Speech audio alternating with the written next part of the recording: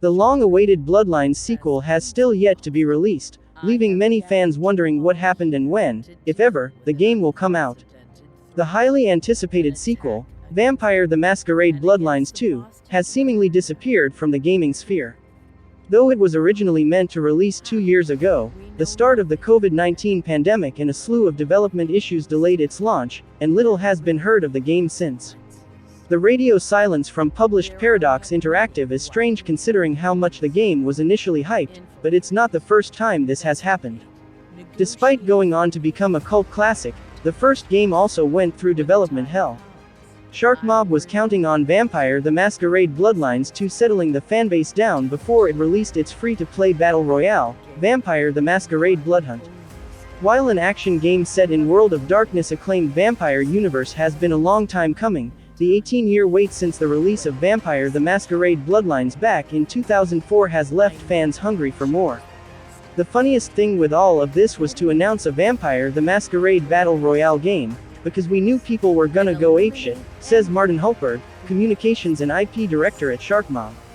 He's acutely aware that as great as the Battle Royale genre is, it doesn't provide the same style of role-play as a focused action RPG.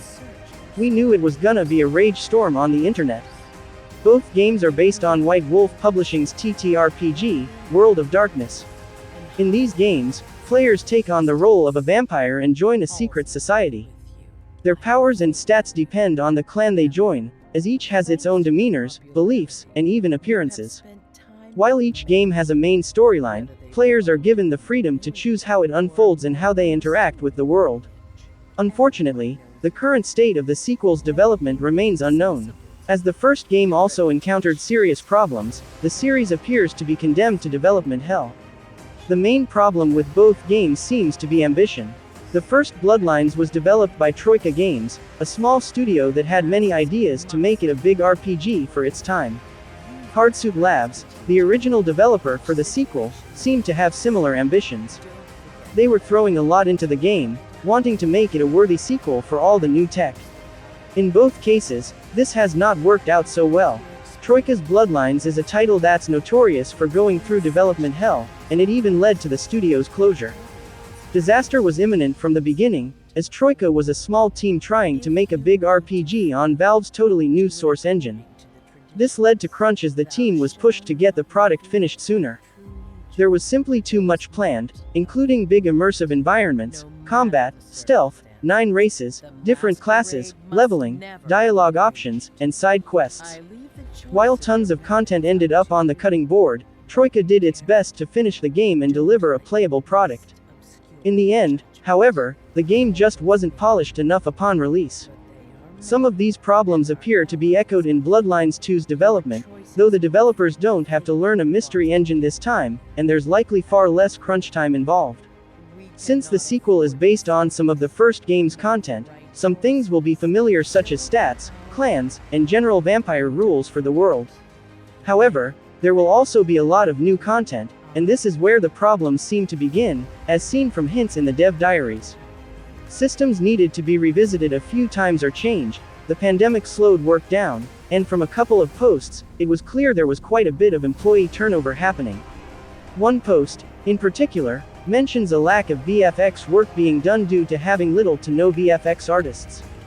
This was happening even before the lead narrative designer and creative director were let go. Whatever was happening at Hardsuit Labs nearly led to Bloodlines 2 being cancelled entirely by Paradox Interactive. The entire studio was let go to avoid a repeat of the first game's release. Luckily for fans, an undisclosed studio came in at the 11th hour with a pitch, and the development changeover was announced in February 2021. No new information has come out since then, which could mean the game is being rebuilt from the ashes or pieced together from its foundations. The Bloodlines games have such a rocky development history that they appear almost as cursed as the characters within them. One on hand, fans of the cult classic first game are thankful that the sequel is still happening, but with all the issues encountered so far, it's unclear if the game will ever release. If it does, hopefully it won't suffer from as many problems as the first game, because it may not find another dedicated fan to patch it into working condition. Clearly Bloodhunt is not Vampire Masquerade Bloodlines 2, and it's a million miles from the original Bloodlines deeply RPG approach to firearms. It's a fast, acrobatic third-person shooter, so does feel much better on high frame rates than if you were chugging along at 30 FPS. That said, Bloodhunt doesn't crave the latest and best graphics cards, nor one of the best CPUs for gaming. As is often the way with free-to-play games, it can run well on older, slower hardware, even on its higher quality settings. Its choice of optional upscaling tech, AMD FSR, will also get along with any modern GPU. While its rival DLSS tends to look nicer, it does need an NVIDIA GeForce RTX graphics card specifically, whereas FSR is available on AMD and NVIDIA cards alike. As of now, this is all we know about the game. For more content updates, leave a like and subscribe to the channel and click the bell icon for notification of our new videos. As always, thank you for watching.